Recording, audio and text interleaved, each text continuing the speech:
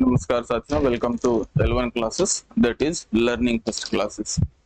पिछली क्लास में हम लोग जो रैंडम वेरिएबल की डेफिनेशन होती है या रैंडम वेरिएबल कितने टाइप के होते हैं, डिस्क्रीट, कंटीन्यूअस, उसकी परिचर्चा हम लोग कर चुके थे।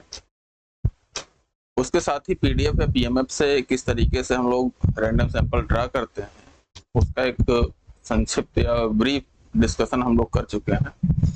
और उस पर ज्यादा क्लियरिटी जब आप लोग प्रैक्टिकल कुछ करेंगे, जो बीएससी सेकेंड ईयर में आपको दिए जाएंगे प्रैक्टिकल, तो उसके माध्यम से ज्यादा होगी।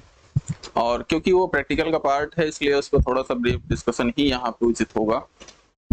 और अब आज की क्लास के लिए हम लोग सबसे पहले तो चलते हैं अपने एडवर्टाइजमेंट पे थोड़ा सा, कि बीएससी सेकेंड ईयर स्टैटिस्टिक्स की क्लास ये है। और ये हमारा L1 क्लासेस का यूट्यूब चैनल है और ये हमारा टेलीग्राम का लिंक।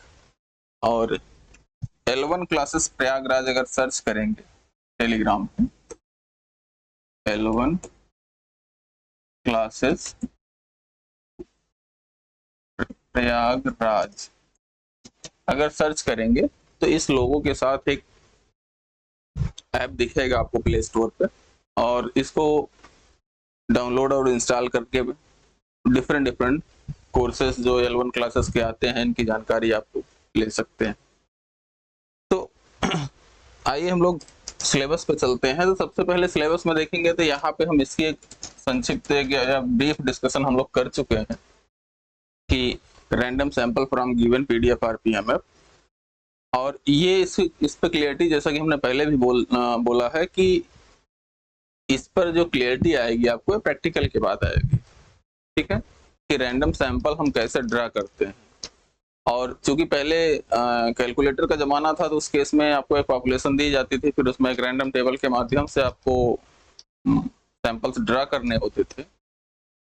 तो अब वो ऐसा सिनेरियो कुछ रहा नहीं है, इसलिए जो है यहाँ पे क्या है कि रैंडम सैंपल से हम डायरेक्ट पॉपुलेशन को जनरेट करते हैं। जिस भी डिस्ट्रीब्यूशन या जिस भी पीडीएफ पीएमएफ की चर्चा की गई रही होती है प्रैक्टिकल के क्वेश्चन में, तो उसके माध्यम से हम एक पॉपुलेशन जनरेट करते हैं। फिर जो भी उस पे क्वेश्चंस कहा रहता है, मीन मीडियन मोड या फिर कोरिलेशन या जो भी मतलब उस पे कहा है कुछ चीजें, तो उसको हम फाइंड आउट करते हैं। लेकिन अब यहाँ पर जो हमें पढ़ना है वो यहाँ पे हम लोग आगे जो टॉपिक हमारा लिखा गया है, function of random variable and there distribution. तो अब हम लोग इस पर आते हैं कि जब हमारे पास किसी एक रैंडम वेरिएबल का जो कंटिन्यूअस हो या डिस्क्रीट हो, इसका कोई मैटर नहीं है, आपके पास कंटिन्यूअस और डिस्क्रीट केस में कोई भी पीडीएफ या पीएमएफ दिया हो, तो उसके बाद हम उस फंक्शन का कोई भी gx हमारे पास y बराबर fx या y बराबर gx कोई समथिंग फंक्शन दे दिया जाए x का, तो उसका पीडीएफ पीएमएफ या सीडीएफ कैसे फाइंड आउट करते हैं, पहले हम इस पे एक दो क्वेश्चंस देखेंगे। फिर उसके बाद जो यहाँ पर इसके एक्सेप्शन की कुछ क्वेश्चंस हैं उनको देखेंगे। फिर उसके साथ साथ हम लोग जो है इस पे आप लोगों का जो सिलेबस है उससे रिलेटेड कुछ क्वेश्चंस देखेंगे फंक्शन ऑफ रैंडम वेरिएबल पे। और फिर उसके बाद हम लोग दूसरी यूनिट में आएंगे तो डिस्ट्रीब्यूशन थ्योरी की स्टार्टिंग करेंगे, यहाँ पर सैम्पलिंग डिस्ट्रीब्यूशन और डेरिवेशन ऑफ काई स्क्वायर या टी ऑफ जेड का। ठीक, तो आज की हम शुरुआत सबसे पहले करते हैं कि बीएससी फर्स्ट ईयर में आप लोगों ने एक फार्मूला पढ़ा होगा, मानते हैं हम कि फार्मूला आप लोग पढ़े होंगे। और जो लोग पढ़े हैं उनके रिवीजन के लिए, और जो लोग नहीं पढ़े हैं उनके लिए हम बताना चाहेंगे कि जब आप वहां पर फार्मूला पढ़े होंगे तो वो फार्मूला कुछ इस टाइप से रहा होगा कि हमारे पास एक फंक्शन दिया गया है एक्स रैंडम वेरिएबल का जो पीडीएफ है या पीएमएफ है, फिर उसके लिए हम कुछ डेरिवेटिव्स निकालते हैं, फिर इंक्रीजिंग या डिक्रीजिंग चेक करते हैं, और उस इंक्रीजिंग डिक्रीजिंग के माध्यम के बाद या उसको चेक करने के बाद हम एक फंक्शन y का पीडीएफ या पीएमएफ लिखते थे। तो अब उस केस को हम यहाँ पर थोड़ा सा रिवाइज करेंगे कि हमारे पास क्या होता है। तो सबसे पहले यहाँ पर हेडिंग डालिएगा कि function of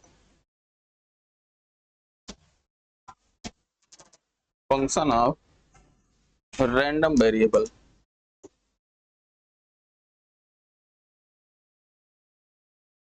function of random variable, ये आपकी हेडिंग।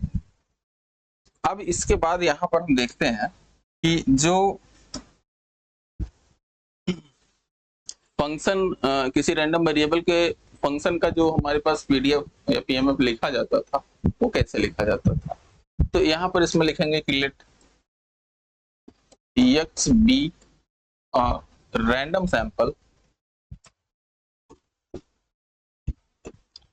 सैंपल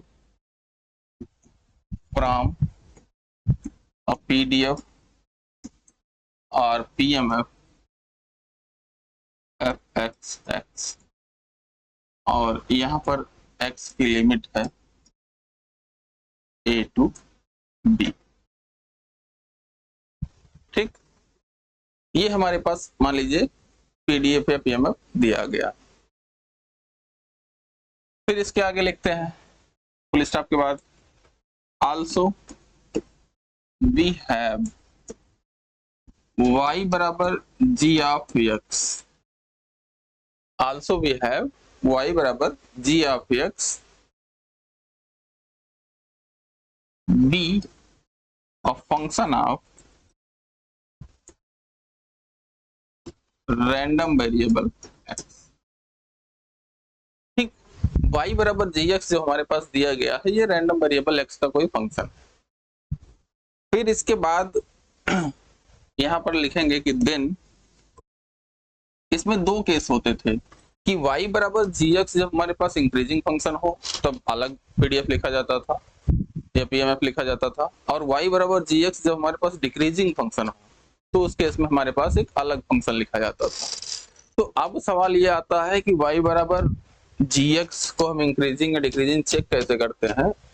तो इसमें इसको चेक करने के लिए हम आपको बता दें कि इसका डेरिवेटिव निकालते थे कि y बराबर gx जो है dy अपॉन dx निकालिए, अगर वो derivative for each x greater than 0 है तो फंक्शन इंक्रीजिंग होता था, और dy अपॉन dx का मान अगर लेस देन 0 आ रहा है फॉर ईच x तो उस केस में हमारे पास फंक्शन डिक्रीजिंग होता था। तो यहां पर देखेंगे सबसे पहले कि यहां पर देन पहला नंबर क्या होगा कि for increasing function, increasing function of x the PDF of y is, y का पीडीएफ कैसे लिखेंगे।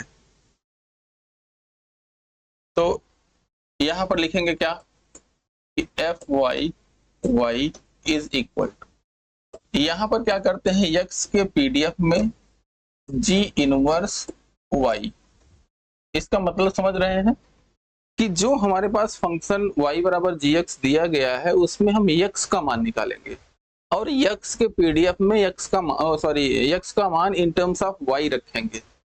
g इनवर्स y का पहले मतलब समझिएगा कि जब y बराबर gx जो दिया गया है y x के टर्म में दिया गया है, अब हमारे पास क्या होता है g इनवर्स y का मतलब ये होता है कि x का मान y के टर्म में हमें फाइंड आउट करना है।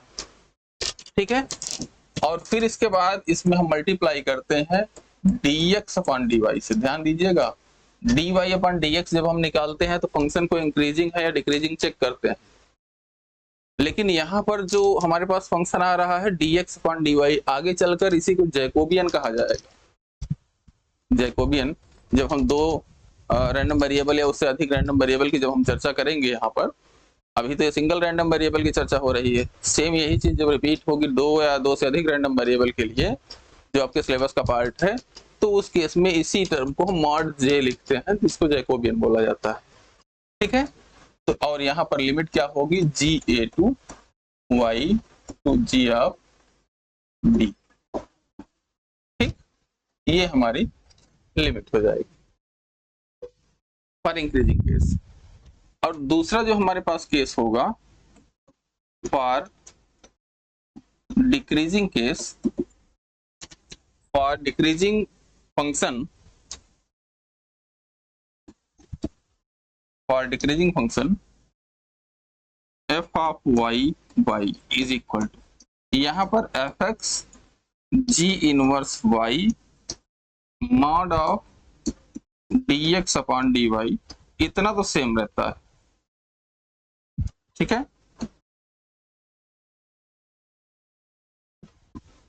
इतना तो हमारे पास सेम रहता है इंक्रीजिंग डिक्रीजिंग के लिए, दोनों के लिए। बस यहाँ पर लिमिट अकेले चेंज होती है, ये लिमिट हो जाएगी जीबी टू जीए, ठीक। ये हो जाएगा हमारे पास फार्मूला। अब इसमें नोट के रूप में आप चाहे लिख सकते हैं कि किसी भी फंक्शन को हम इंक्रीजिंग कब कहेंगे या डिक्रीजिंग कब कहेंगे, तो इसको भी लिख लीजिए, ज्यादा अच्छा रहेगा, क्योंकि इसमें कंफ्यूजन ना क्रिएट हो। तो इसमें नोट के तौर पर यहाँ पर लिख लीजिए, पहला कि if dy upon dx is greater than 0 for each x, then y बराबर f of x जो दिया रहेगा,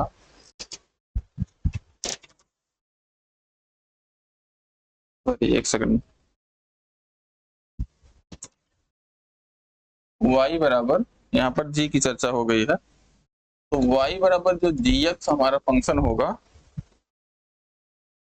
ये देन y बराबर gx is an increasing function of x, ठीक। और यही दूसरा केस इसी का होगा कि if dy upon dx is less than 0 for each x, then y बराबर gx is decreasing function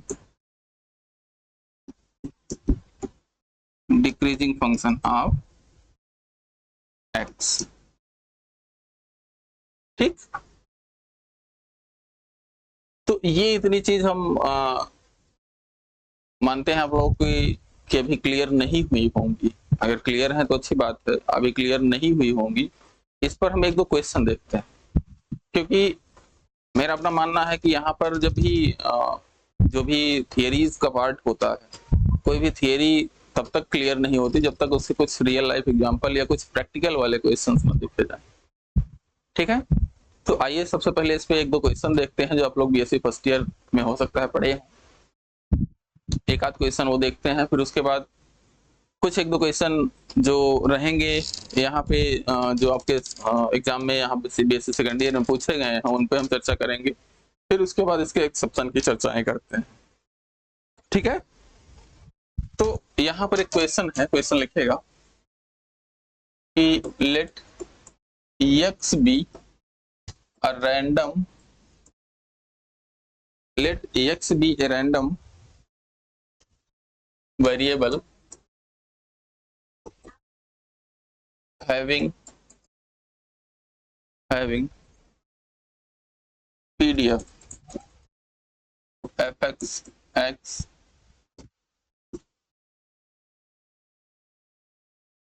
is equal to 2x 0 से x से 1 0 अदरवाइज। ये हमारे पास फंक्शन दिया गया है जो पीडीएफ है, ठीक है। Then find the PDF of y is equal to 3x plus 1।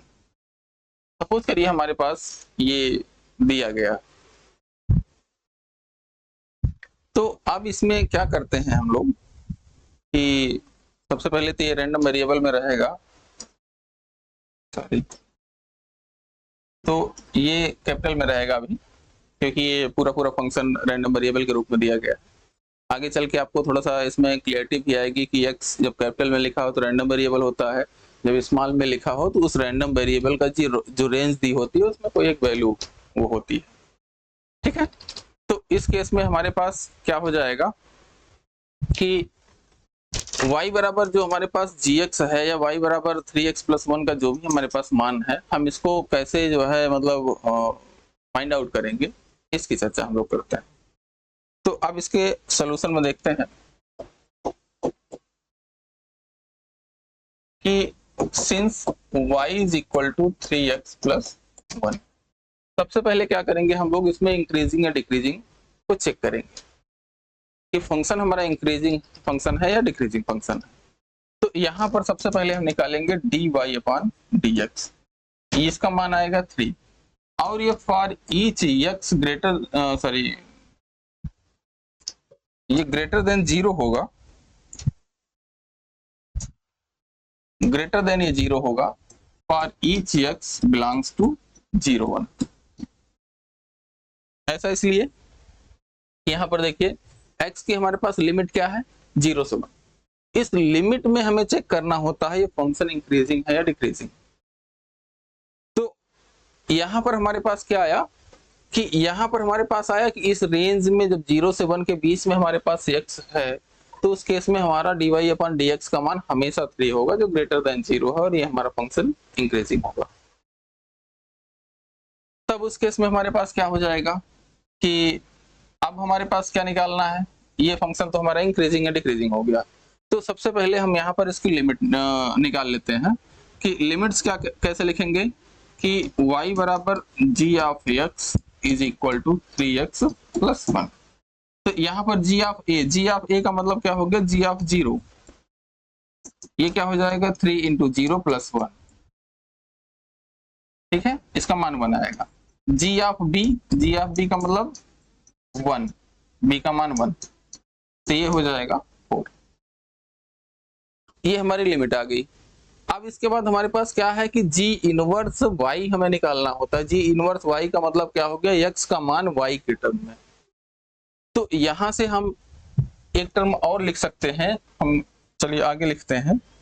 तो यहां पर लिख दे रहे हैं कि since gx is equal to 3x plus 1, ऐसे लिखिए कि y is equal to gx बराबर this implies g inverse x या x बराबर y माइनस 1 अपॉन 3, ये आपका मान आ जाएगा, x का मान इन टर्म्स ऑफ y।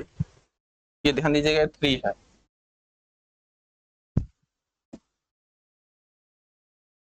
ठीक। अब इससे हमें क्या निकालना होता है, dx अपॉन dy,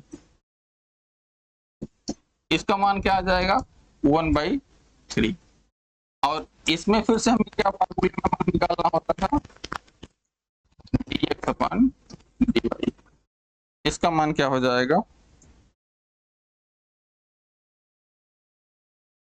इसका मान mod of dx upon dy का मान हमारे पास हो जाएगा 1/3। अरे यार, ठीक, 1/3। तो ये हमारे पास हो जाएगा dx अपॉन dy का मान 1/3। अब इसके बाद हमें क्या लिखना है कि हमें फंक्शन लिखना है पीडीएफ का, सॉरी y का। तो यहां पर लिखेंगे क्या कि the PDF of y is, PDF of y, इसको कैसे लिखेंगे,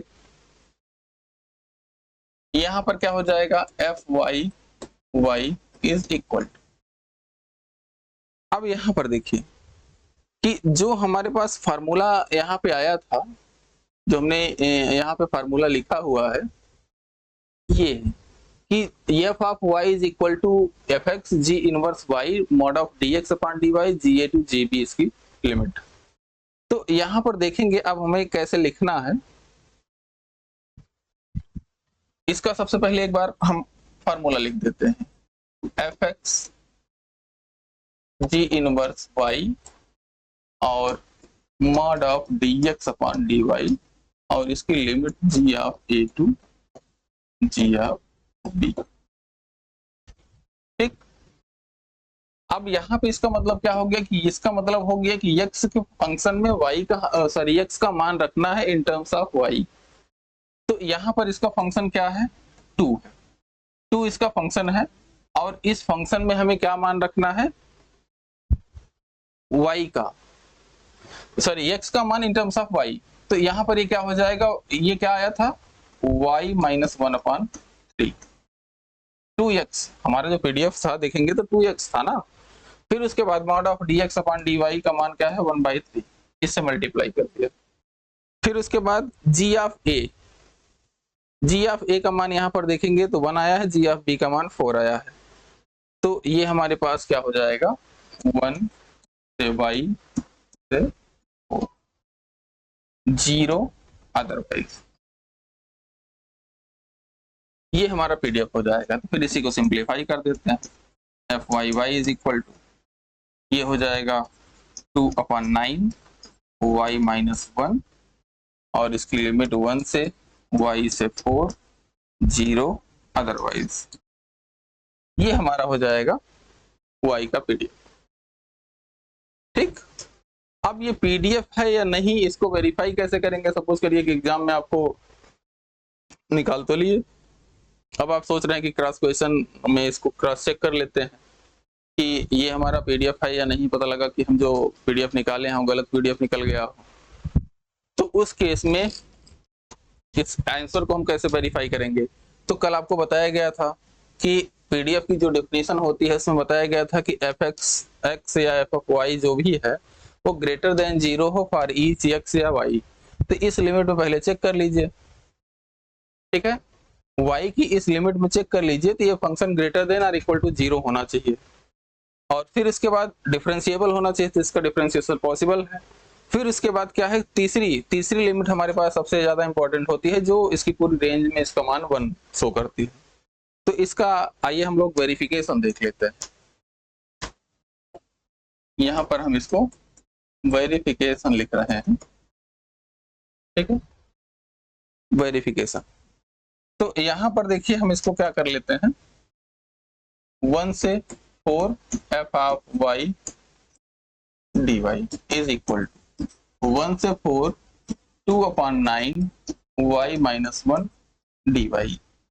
अब इसको थोड़ा सा हल करेंगे तो 2/9 हो जाएगा ये, और ये y²/2 इसकी limit 1 to 4 minus y 1 to 4 इसकी सॉरी लिमिट, ठीक।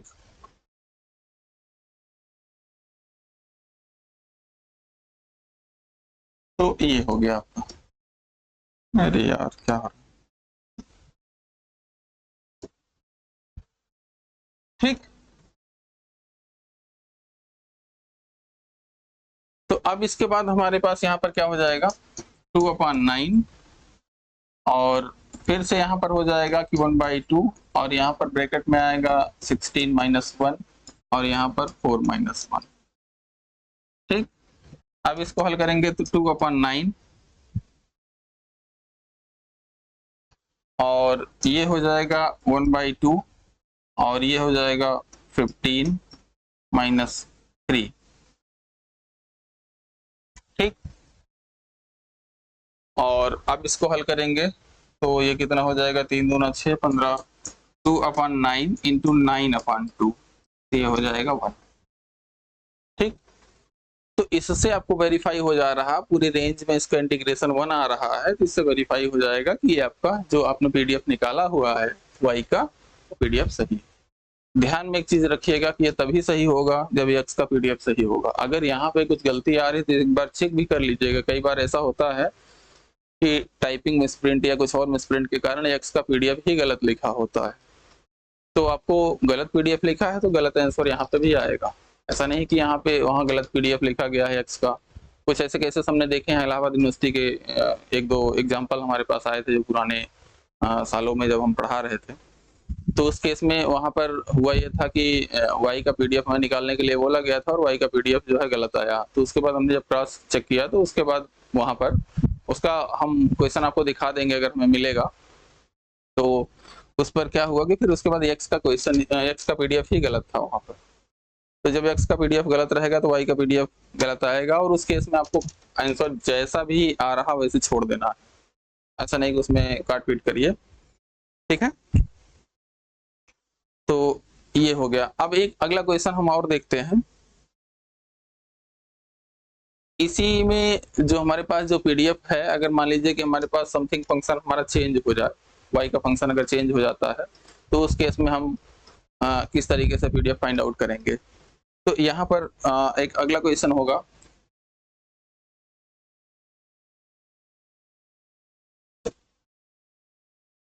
कि late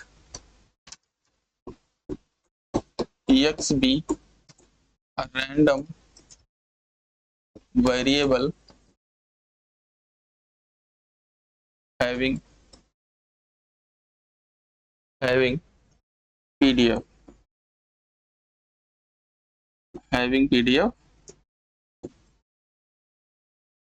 y is equal having PDF fxx is equal to 2x 0 से x से 1 0 अदरवाइज। फिर इसके बाद यहाँ पर लिख रहा है कि find the PDF of y is equal to minus log x। ठीक है, माइनस लॉग x। अगर हमें इसका पीडीएफ फाइंड आउट करना हो तो कैसे फाइंड आउट करेंगे? तो फिर से इसको देखते हैं सोल्यूशन में इसके। इसमें सबसे पहले हम क्या करेंगे, dy अपॉन dx का मान निकालेंगे। तो यहाँ पर क्या हो जाएगा, dy upon dx is equal to -1 upon x होगा, और x की पूरी रेंज में देखेंगे तो ये हमारा मान लेस देन 0 आएगा, less than 0 for each x belongs to 0 1। ठीक, जब हमारी x की लिमिट 0 से 1 के बीच में होगी तो हमारा dy अपॉन dx का मान लेस देन 0 आएगा, और जब लेस देन 0 आएगा तो उस केस में हमारे पास एक फंक्शन क्या हो जाएगा, डिक्रीजिंग फंक्शन हो जाएगा। तो इस केस में हम लिखेंगे दिस इंप्लाइज y बराबर g of x is equal to minus log x is decreasing function। ठीक, डिक्रीजिंग फंक्शन हो जाएगा। तो अब इस केस में हमारे पास क्या हो जाएगा, सबसे पहले g ऑफ a की हम लिमिट निकाल लेते हैं। तो यहाँ पर g ऑफ a क्या है, 0 है, और g ऑफ 0 का मतलब क्या हो जाएगा, माइनस लॉग 0। ये क्या होता है, इंफिनिटी। और g ऑफ b की लिमिट क्या हो जाएगी, g ऑफ 1, और ये क्या हो जाएगा, माइनस लॉग 1। ये क्या हो जाएगा, ये लिमिट हमारी इस बार 0 से इंफिनिटी रहेगी।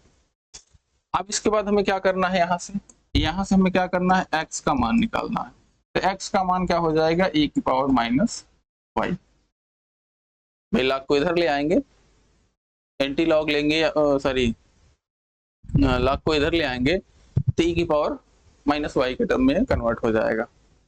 और इस पे यहाँ पर क्या लिखेंगे, यहाँ पर मॉड सॉरी हाँ dx अपॉन dy निकालेंगे पहले। ठीक, तो dx अपॉन dy निकालेंगे तो माइनस e की पावर माइनस y आएगा। ठीक, अब यहाँ पे क्या लिखते हैं, dy अपॉन dx का, सॉरी dx अपॉन dy का, dx अपॉन dy का जो मॉड होगा ये e की पावर माइनस y ही होगा। ठीक है, ऐसा इसलिए कि y हमारा y की हमारी जो लिमिट है वो एक पॉजिटिव लिमिट। अब इसके बाद हमारे पास क्या हो जाएगा कि हमारे पास ये डिक्रीजिंग केस आया है। तो डिक्रीजिंग केस में हमारे पास पीडीएफ कैसे लिखा जाता था, तो यहाँ पर लिखेंगे the PDF of y is y is equal to, formula क्या था, fx g इनवर्स y और into mod of dx upon dy, और फिर इसके बाद यहाँ पर y की लिमिट होती थी g of b to g of a। ठीक, डिक्रीजिंग के केस में ये हमारी लिमिट हो जाती थी। ठीक, तो अब यहाँ पर देखिए क्या हो जाएगा कि यहाँ पर हमारा क्या है फंक्शन 2, एक्स, 2x हमारा फंक्शन था और x का मान यहाँ पर देखेंगे तो क्या आया हुआ है, e की पावर माइनस वाई। तो यहाँ पर 2 इंटू e की पावर माइनस वाई और फिर mod of dx upon dy का मान क्या आया हुआ है, यहाँ पर देखेंगे तो ये भी e की पावर माइनस वाई आया हुआ है, e की पावर माइनस वाई पुनः, और 0 अदरवाइज रहेगा और यहाँ पर y की लिमिट क्या होगी, 0 से इंफिनिटी। ठीक, अब इसी को लिख सकते हैं F of Y Y is equal to 2 e की पावर माइनस 2y और 0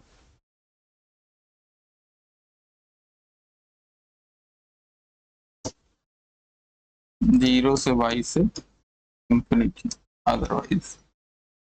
ठीक, इसको देखेंगे तो ये हमारा एक अलग पीडीएफ में चला जाता है और इसी को यहाँ पर अभी समझने के लिए केवल इसको इतना लिख सकते हैं कि यहाँ पर y फॉलोज गामा 1 और 1/2।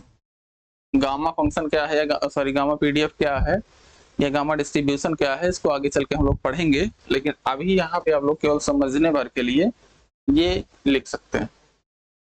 ठीक है, तो यहाँ पर इतना मान इसका आ गया। ये हमारा हो गया y का पीडीएफ और ये पीडीएफ हमारा फॉलो कर रहा है गामा 1 1/2। तो इसलिए यहाँ पर ध्यान में रखिएगा कि ये एक रिजल्ट भी है कि जब हमारा पीडीएफ का मान 2x है 0 से 1 के बीच में, तो उस केस में y बराबर माइनस लॉग x का जो मान आएगा हमारे पास वो गामा फंक्शन में आएगा, गामा 1 और 1/2 के रूप में। ठीक है, गामा फंक्शन या गामा पीडीएफ क्या है इसकी चर्चा हम लोग आगे करेंगे। ध्यान में रखिएगा गामा फंक्शन और gamma PDF sorry gamma distribution में अंतर होता है। ठीक है, तो ये हो गया आपका एक क्वेश्चन। और इसका वेरिफिकेशन अगर आप लोग करना चाहें तो आप लोग कर सकते हैं कि इसको 0 से इंफिनिटी के बीच में इंटीग्रेट करेंगे और इसका मान 1 आएगा। ठीक है, अब एक क्वेश्चन और देखते हैं हम लोग इसी पर बेस्ड। ये क्वेश्चन क्या है, late x be a random variable with x follows uniform distribution minus pi/2 और pi/2। ये जो क्वेश्चन कराए जा रहे हैं कहीं ना कहीं किसी न किसी एग्जाम के ही हैं, तो इसको ध्यान में रखिएगा कि इसको एक जो भी क्वेश्चन यहाँ पे बताए जा रहे हैं ये एक रिजल्ट का फॉर्म है। यहाँ पे आप लोगों के लिए रिजल्ट बहुत मैटर करेगा। जब आप लोग एसएससी में जीएसओ वगैरह की पोस्ट के लिए या यूपी स्टेट गवर्नमेंट में जो एएसओ की पोस्ट आती है, राजस्थान में जो एएसओ की पोस्ट आती है, अगर उन सब के लिए देखेंगे तो यही रिजल्ट आपके सेम टू सेम रिजल्ट ही वहाँ पे पूछे जाते हैं और इन रिजल्ट को ऑब्जेक्टिव क्वेश्चन का फॉर्म बना दिया जाता है और इसको वहाँ पे सॉल्व करना मुश्किल होता है। अगर ये आपको लर्न है, रटे हुए हैं, याद है, तो इसलिए जो है आप आसानी से इन क्वेश्चंस को हल कर ले जाएंगे, क्योंकि इसमें इनको सॉल्व करने के लिए बहुत टाइम चाहिए होता है, उतना टाइम एग्जाम में होता नहीं है। फिर तो यहाँ पर ये क्या हो जाएगा, फिर इसके बाद then find PDF of y is equal to 10x। 10x का हमें पीडीएफ फाइंड आउट करना है। तो इसका सोल्यूशन देखते हैं पहले।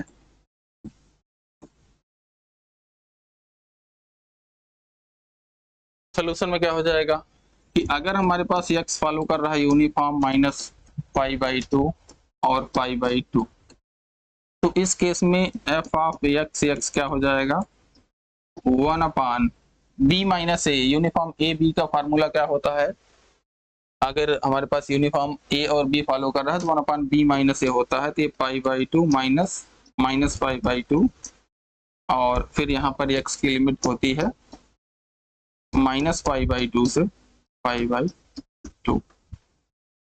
ठीक,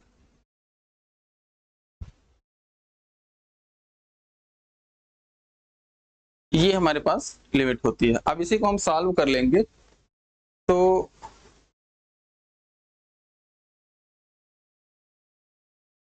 क्या हमारे पास मान आएगा, F X X is equal to 1/पाई और -π/2 से x से π/2। ठीक, ये हमारे पास x का मान हो जाएगा। और जब हमारे पास इसका x का मान होगा तो हम फिर से क्या करेंगे कि फाइंड आउट करेंगे y बराबर 10x का पीडीएफ। तो y बराबर 10x का पीडीएफ के लिए देखिए अब क्या करेंगे हम, फिर से हमें इसमें क्या करना है कि हमें सबसे पहले इसको फंक्शन को इंक्रीजिंग या डिक्रीजिंग चेक करना है। तो y इज इक्वल टू हमारे पास क्या है 10x। इसको इंक्रीजिंग डिक्रीजिंग चेक करने के लिए क्या करते हैं, dy अपॉन dx का मान निकालते हैं। ये क्या हो जाएगा सेक स्क्वायर x।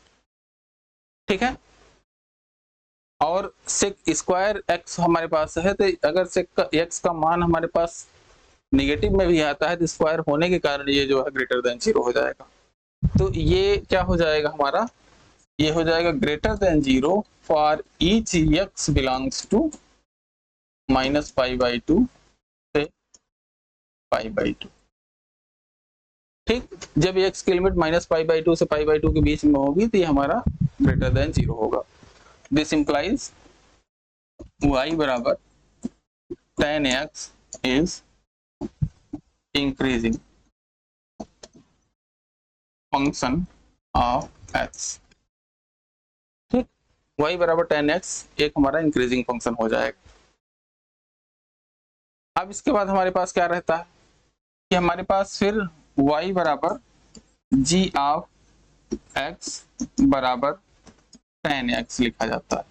तो इस केस में हमारे पास क्या हो जाएगा g of a, g of a की लिमिट क्या हो जाएगी g ऑफ -π/2 और ये क्या हो जाएगा 10 -π/2।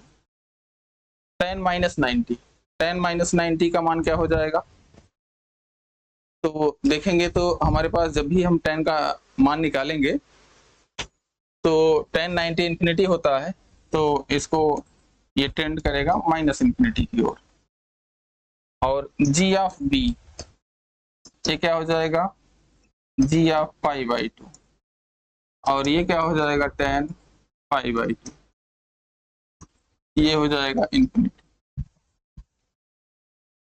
ठीक, तो ये हो जाएगा हमारे पास g of a g of b। अब इसके बाद हमें क्या करना होता है कि हमें x का मान इन टर्म्स ऑफ y निकालना होता है।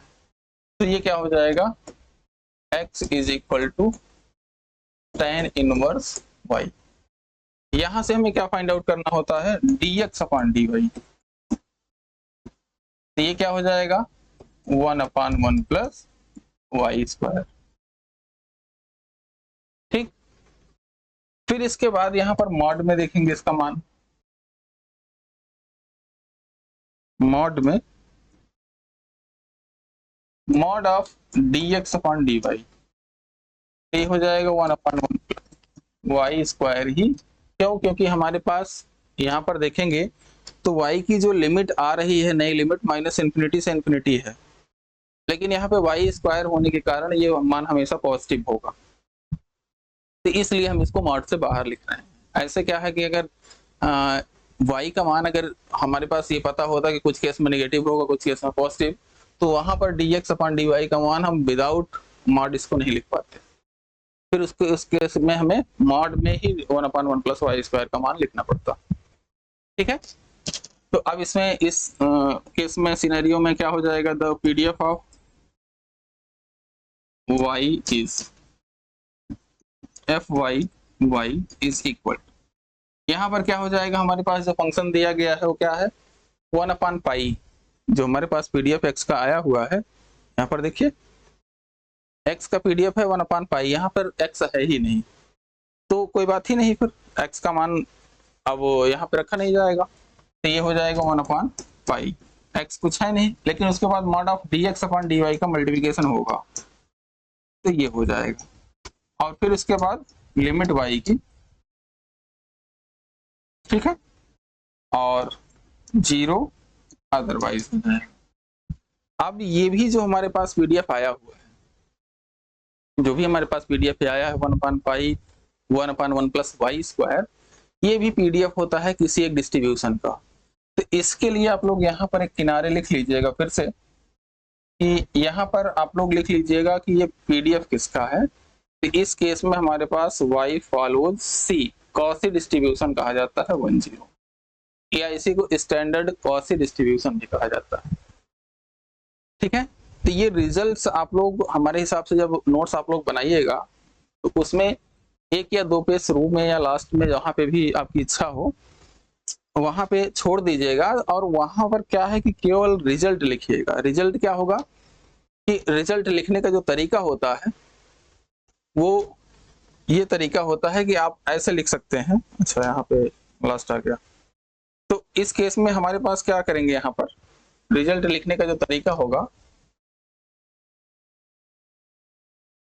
ऐसे लिखेंगे कि x, अगर इफ, पहला रिजल्ट मान लीजिए हम लिख रहे हैं, if x follows uniform -π/2, uniform -π/2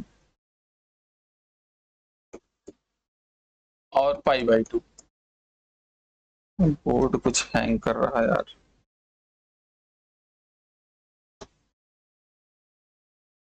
ठीक है, तो देन y बराबर 10x फॉलोज C10, ऐसे रिजल्ट लिखे जाते हैं। फिर दूसरा रिजल्ट आप लिख सकते हैं आज ही जो हम लोग फाइंड आउट किए हैं, कि यदि हमारा fx का मान 2x है, 0 से x से 1, तो y बराबर -log x फॉलोज गामा 1/। ये इस तरीके से आप लोग रिजल्ट लिखते चलिएगा, ताकि जब भी आप लोग एएसओ या फिर जेएसओ का पेपर दें एसएससी वगैरह में, उस केस में आपको यहाँ पर सेम टू सेम सारी चीजें जो है मिल जाए। और जब सेम टू सेम सारी चीजें मिलेंगी आपको रिजल्ट के रूप में, तो आपको क्वेश्चन हल करने में आसानी होगी, और उस केस में आप आसानी से डायरेक्टली आंसर आप लगा सकते हैं इस केस में। ये देखिएगा तो ये वाला क्वेश्चन जो है पूछा गया है एक बार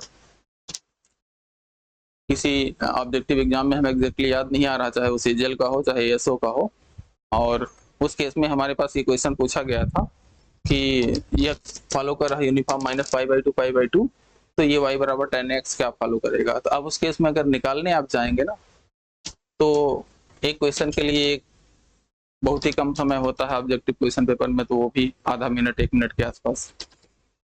तो उस केस में इसको 1 मिनट या आधा मिनट में सॉल्व नहीं कर पाएंगे, और सॉल्व नहीं कर पाएंगे तो फिर आपका क्वेश्चन छूटेगा तो सिलेक्शन के चांसेस कम होंगे, क्योंकि कंपटीशन है। 20-25 लाख लोगों के बीच में सिलेक्शन लेना आसान नहीं होता है, और 20-25 लाख लोगों के बीच में कुछ अपना टैलेंट अलग से दिखाना पड़ता है। तो अपना टैलेंट अलग से क्या है हमारे पास, कि जो हमारे पास क्वेश्चन है हमें पहले से पता हो।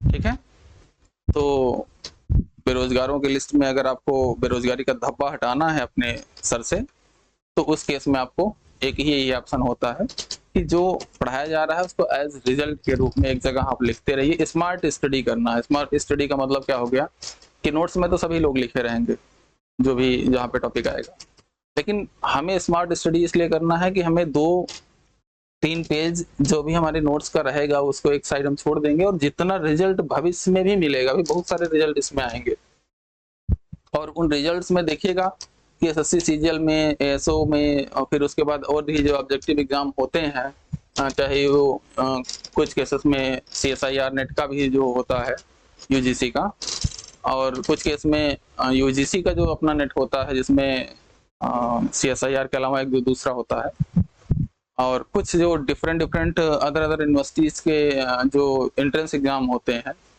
आईआईटी वगैरह के, उन सब में ये सारे क्वेश्चंस इस तरीके से एज रिपीटेड क्वेश्चन के रूप में आते हैं। तो उन सभी केसेस के लिए आपको तैयार रहना है, तो उस केस के लिए आप लोगों को ये रिजल्ट पहले से पता होना चाहिए। ठीक है, तो ये हुआ आपका क्वेश्चन। अब आइए देखते हैं इसमें एक अलग टाइप का क्वेश्चन जहां पे एक्सेप्शन क्रिएट होता हो। एक्सेप्शन क्रिएट होता हो तो उस केस में हम लोग क्या करेंगे, यहाँ पर हमें देखना है। तो जब हमारे पास यहाँ पे एक्सेप्शन क्रिएट होगा तो यहाँ पर हमें क्या करना है, हमें देखना होगा फिर। अच्छा, ठीक है।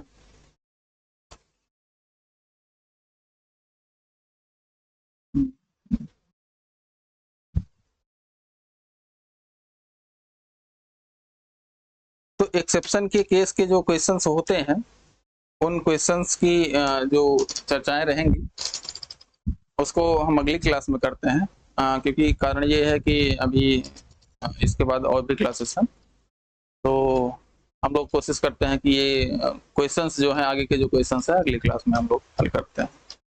तो आज की क्लास के लिए बस इतना ही। Thank you for this class, have a nice day.